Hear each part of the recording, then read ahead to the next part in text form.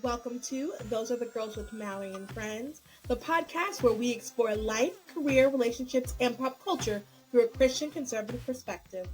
Each episode, we dive into deep topics that matter most to us women, from navigating your career with grace and confidence to watering meaningful relationships grounded in faith. We're here to empower you to embrace your femininity and stand firm in your beliefs. We'll also tackle the latest in pop culture, discussing how they align or clash with our values.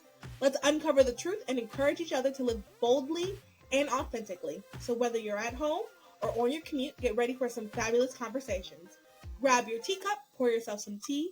Come on, girlies, we're changing culture.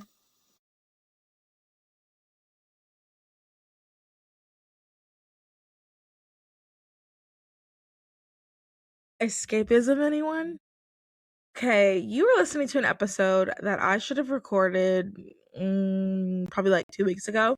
These are going to kind of be like 2-week-old stories that I just haven't gotten a chance to share my opinion on. And I decided to just go ahead and put this episode out because there's a lot going on in this world. And I'm sure there's some people who just kind of want to break and escape from it. And that's what this this episode is going to be.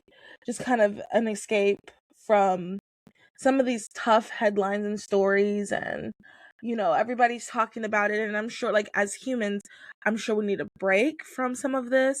I'm not saying don't share your opinion. I'm not saying don't go out and do what you feel like you should do. All I'm saying is sometimes we need a break, and that's what this episode is. This is your escape break. I'm going to be talking about the celebrity mom drama, which I haven't gotten a chance to talk about, and I have some hot takes on that. OnlyFans girls visas being the number one travel visas, and then in food pyramid and things like that. So this is going to be such an interesting. And finally, I'm going to talk a little bit about the skincare thing that Emily from Pretty Little Liars, like, she created for kids. So I'm going to be talking about a lot of like random stuff. And like I said, this is more of like escapism. I think you're going to enjoy this episode. If you're new to the podcast, if your friend sent this over to you and she said, if you just want to listen to this Christian conservative girly yap, then welcome. Those are the girls with Mallory and Friends. I'm Mallory, and then usually have a friend on. Couldn't get the time right to have her on, or any friend on. I do have friends, by the way. I do. Anyway, not just protest too much, but yeah, couldn't get them on, so it's just me yapping and sharing my opinion. But my heart and hope is that my opinion will make you feel less alone, because I might have some hot takes or opinions that you might agree with, but you don't see any of your other friends who share similar worldview agree with you as well. So anyway, that is today's episode. Welcome to the show. Let's get started. And I want to remind you, if you are watching this on YouTube, make sure you like and subscribe. I'm trying to get YouTube subscribers up.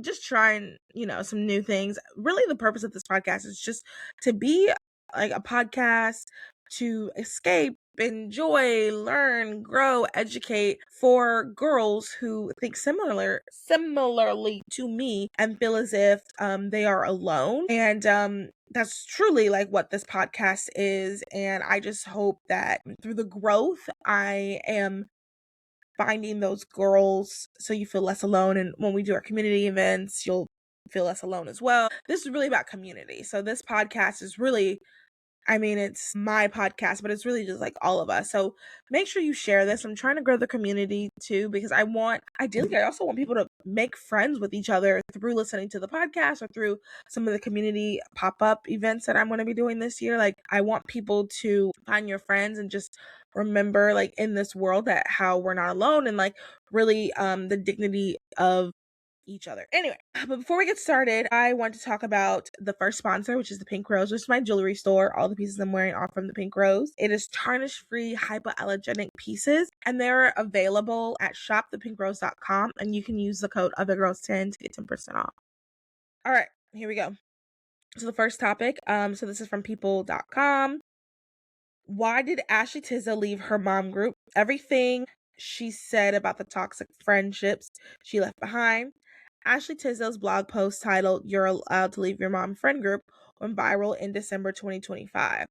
So Ashley Tisdale, she opened up about leaving her mom group because it became unhealthy and exclusionary. And, that's interesting because, Mandy Moore, Hilary Duff, Meghan Trainor, they're all in this mom group. And, it's like, okay, was Ashley the toxic one? Listening to the toast, they think maybe Ashley might have actually been the toxic one because like everybody else is like, this one person's wrong. Maybe that one person is wrong. Or is the whole group toxic and Ashley's getting herself out of it? Hilary Duff's husband somehow chimed in for whatever reason. That's all interesting. You can listen to other podcasts that kind of breaks that down. What I want to talk about is just like friendship dynamics in general. Couple of things I want to say. First thing, thought of writing multiple, because she wrote 2 blog posts about being excluded from a friend group is interesting to me because for me personally, this is something that I've had to grow. I want to say around high school, college is when I kind of really developed this mindset. But like, if you don't want to include me, obviously, I'm hurt because I think I'm a great person. You should include me. But one thing I won't be doing is begging to be included. That is something that, like, call it pride, call it self-preservation, call it whatever. I will not be begging to be included. So if I'm in a friend group or whatever, and I notice they're hanging out a lot without me, I'm not going to sit here and be like, please include me. Not me. That's not me. I am going to just take a step back. I'm going to recalibrate how I view my friends in this friend group. So that is something that I find interesting. And then the other concept of so like I said on the toast, they're saying that they think maybe if the entire group is saying that something's off about this person, that this person, something might be off about this person. It reminds me of a concept. I want all of you young girls to listen because this is something I had to learn the hard way. When you meet women and they're, I'll say, mid-20s and older, and you talk to them and they say things like, I've never really been able to keep a female friend. I've never really been able to keep friends in general. No, I don't really have friends. I mean, I'm kind of keep to myself. I'm not really friends. When you hear that, a red flag, not a yellow, I used to say yellow, a bright red flag should be blowing off. And this is going to be controversial. Whenever women specifically say they have no friends, from my experience, once you hit mid-20s and older, there is a reason why they don't have any friends. And now, if you're going to bean soup it, I'm not talking about people if you just moved to a new town, but you FaceTime your best friend from your old town every day. Clearly you have friends. I'm talking about people who don't even have older friends, who now, also barring maybe you became a Christian and you're leaving behind friends that were pulling you into a lifestyle you no longer are a part of. Okay, once again, that's different. I'm not trying to bean soup it. You know the girl I'm talking about. You meet at an event, or you meet through Instagram, or you see her on Instagram. She go, I don't have friends. I just stick to myself. I don't have friends. I just really don't. Like, friends are just too much. Girls especially. There is a reason for that. And once again, I used to be the person like, golly gee, I'll be your friend every single time you get burned. Every single time. There is a reason why. And I know that's hard to hear. And I'm sure there's some people who are in the comments like, I just moved to this city. Once again, I'm not talking about you. I'm talking about the people, the girls, we all have met at least one girl. I'm thinking of a specific girl now. She was actually my friend's friend. That I had the displeasure of kind of being friends with. I'm not quite sure what our relationship was. Anyway, when girls are saying, I don't really have friends, I have a hard time keeping friends, like, there is a reason. And I think that it is something to make note of in your life. Now, does this mean you automatically reject them? No, get out of my life. No. I am a big proponent of having acquaintances. Your girl has tons of acquaintances. I have people who I love and care about who are my acquaintances. People all the time, oh, you have a lot of friends. I have a lot of acquaintances for sure. But I'll tell you this, with that girl, you don't become BFFs. That's not someone until you can see more of their character. Now, are there people who I'm talking about that could change? Their hearts can change, their minds, they can have some personal growth, sure. But as a rule, a general rule, when you first meet someone and they're constantly saying they don't really have friends, they don't have a lot of friends, and and I'm not saying they don't have any friends from their past at all, not a single soul from their past. I think that is a red flag to be aware before you open your heart out. Because that's another thing I notice a lot of girls do. They meet people and they want to open their heart out. They want to become best friends within the first 5 seconds. And I'll tell you, that doesn't work for me. Like, I am not the type of person at all. I'll become really good friends and care about you and love you, but I'm not going to be like this within the first 5 seconds. But I see girls do that all the time. And I just think that is so not good. I am going to do a friendship episode and a blog post about friendship in the next couple of days, I guess, or maybe weeks-ish, just in time for Galentine's Day. And I am planning my Galentine's Day this year. I'm so excited. I'm going to do a whole video about like what I'm doing, what I'm getting, the theme. It's going to be great. I'm so excited. Galentine's Day is like right now my favorite holiday to celebrate, and I like this year's theme and all the things that I have planned. Like, I'm so excited, and I'm going to share it with you guys in case you want to do something like that for your friends. Anyway, so these are just kind of like friendship adult dynamics that I think just A, aren't talked about enough, and B, are just not something you think about when you meet people.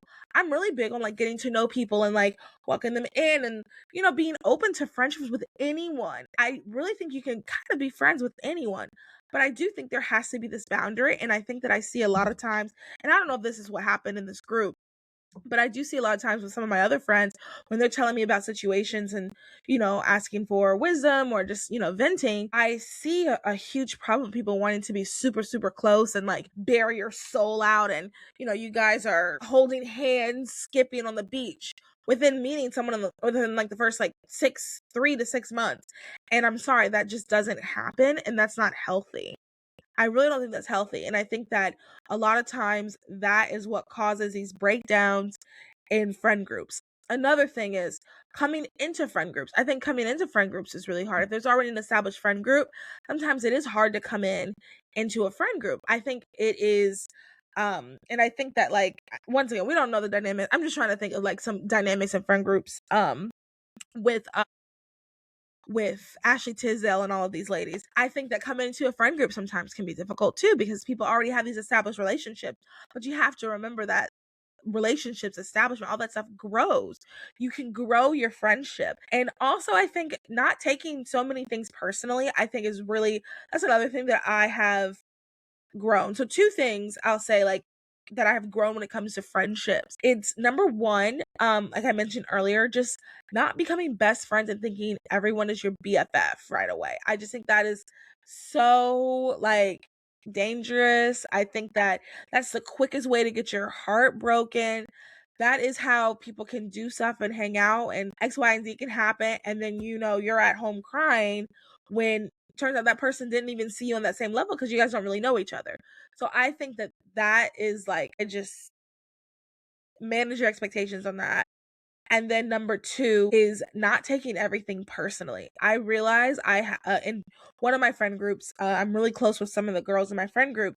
And what I've realized and like what has really helped me is like realizing where we are in our friendship, putting that in my mind, adjusting when things happen and it needs to be adjusted, but realizing where I am in the friendship and acting accordingly.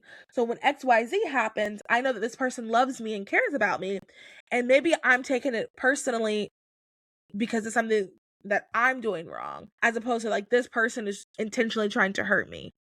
And I think those are other dynamics that happen in friend groups.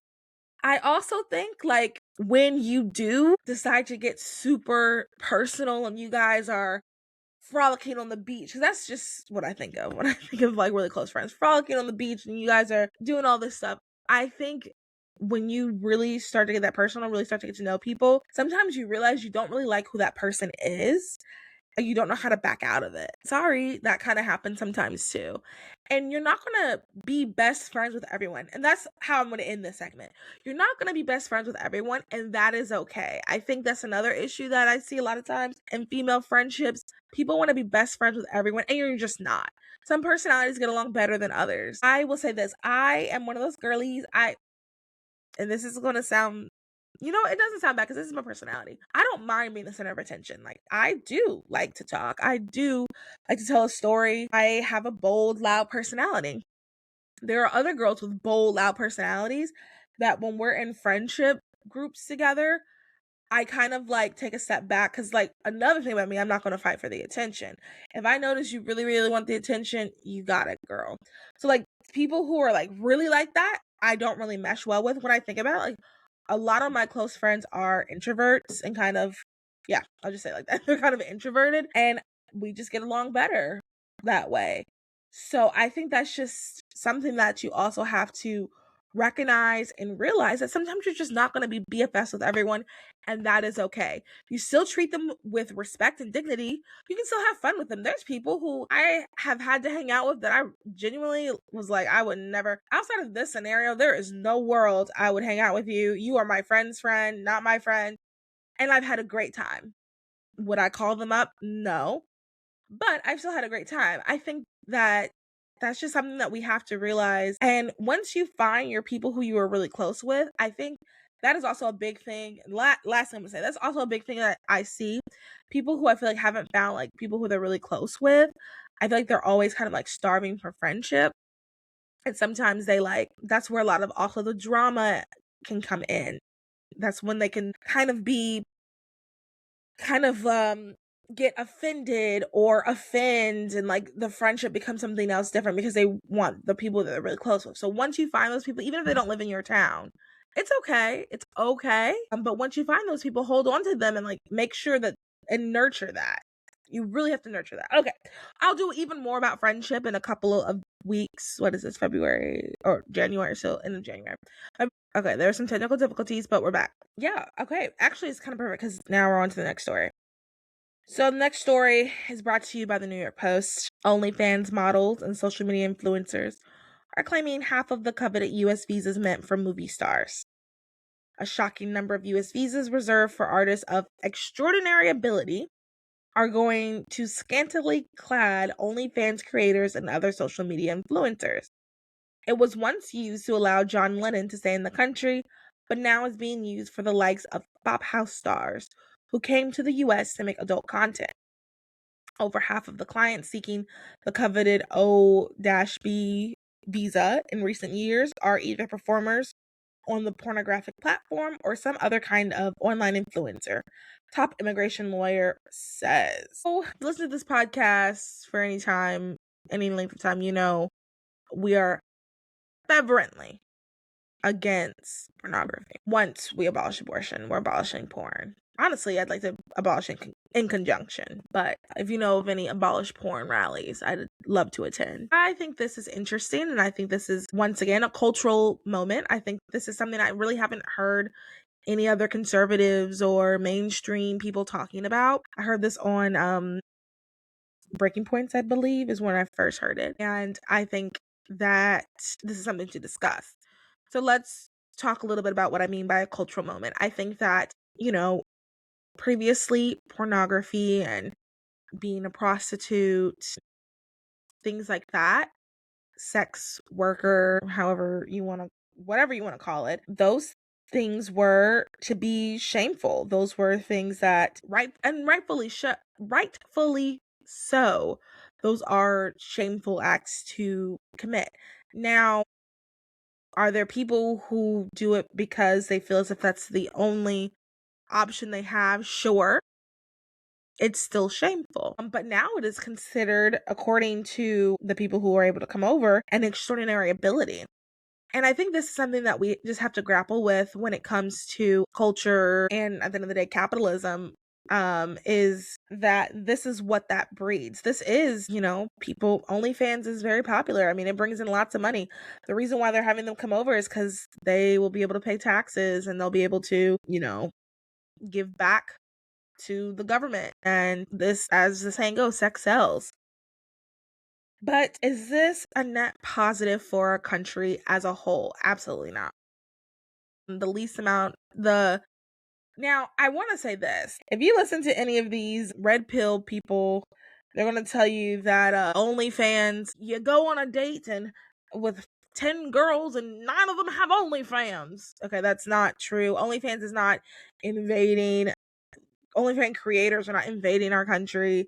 That's not a real thing. But what is real is the pornification of things. What is real is the people are consuming it. I mean, it's a billion-dollar business. Those are real. And the more that it becomes culturally relevant, the more that we're talking about it in these positive, oh, you make this much money, the more it will start to integrate into, you know, our children's lives. There was this article, maybe I'll talk about it next week, about this girl who was a child internet YouTuber girl, and she turned 18 and she created an OnlyFans. Once again, your average 18-year-old is not creating OnlyFans. Okay, I don't want anybody here to think like they're just everywhere. Everybody has an OnlyFans. That's just not true. I honestly, honest to God, like I know tons of people. Well, never mind, I'm not gonna do that because I low key hate. I was gonna say I know tons of people, none of them have OnlyFans, and that is true. But I like low key hate when people say stuff like that, so I'm not gonna say that, even though that is my thought right now. Anyway, it's not, so, you know, don't sit here and I'm not trying to alarm you. What I'm just saying is like, it's just this idea of like selling your body, having your body be available for profit is something that is pervasive in our culture. And the average girl might not, you know, be an OnlyFans model, but I mean, how many girls are sending inappropriate pictures to their boyfriends? You know, it's affects other aspects of our culture. So this is not good. This is not good. Let's see here. And then the influencer aspect, I don't necessarily have a problem with, as long as it's not like, once again, and I think like when it comes to extraordinary ability, when it comes to like why you're coming over, I think with any type of immigrant, I think it should be like, how are you going to improve the culture? How are you going to improve the country? Especially a visa like this. Like if you're coming here, you know, on your own free will, there's not like, how are you going to help improve the country? How is your ability, your talent going to make the lives of other Americans better? How are you going to assimilate into our culture? That I think is the important things. So when it comes to influencers, I really don't necessarily have a problem with it. The first thing I thought of is like those like couple influencers that do like those pranks. Like that I do have, like, they don't have to come, like, put X them. But no, realistically, there's, I guess that's not like, that's harmless. I'm trying to think of like other types of influencers. I mean, the biggest thing I can think of really are influencers that are doing like sexual acts and making pornography more relevant in culture and making it seem to be this normal thing that sometimes people watch, sometimes people do. I saw this tweet recently that said something like this person thought they were quote tweeting a tweet that was about people who have a porn addiction, and the person was like, well, I saw a statistic that most porn addicts actually are just watching pornography at a normal rate. And honestly, my thought was like, well, maybe the rate of watching porn, quote unquote normal rate of watching porn, isn't good either.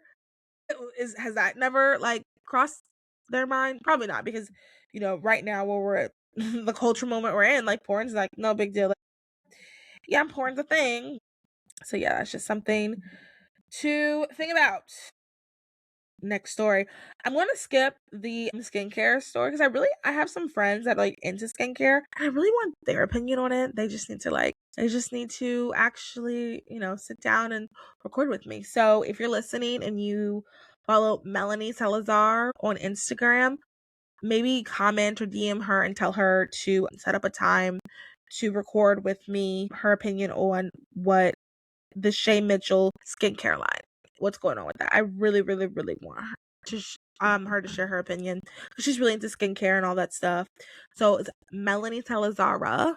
That's her Instagram. So if you're listening, go ahead and do that for me. Thanks. So I'm gonna skip that. I want to talk about the food pyramid. So this is old news, but once again, like I said, I'm just escapism. Okay. This is from USA Today. Old food pyramid versus RFK Jr.'s new food pyramid. See what's the difference. The Department of Agriculture has released a new set of dietary guidelines, and it includes food pyramid that looks very different from the one you probably remember. Championing protein and healthy fats while minimizing grains. The new nutrition recommendations, announced January 7th, are a departure from past governmental guidelines.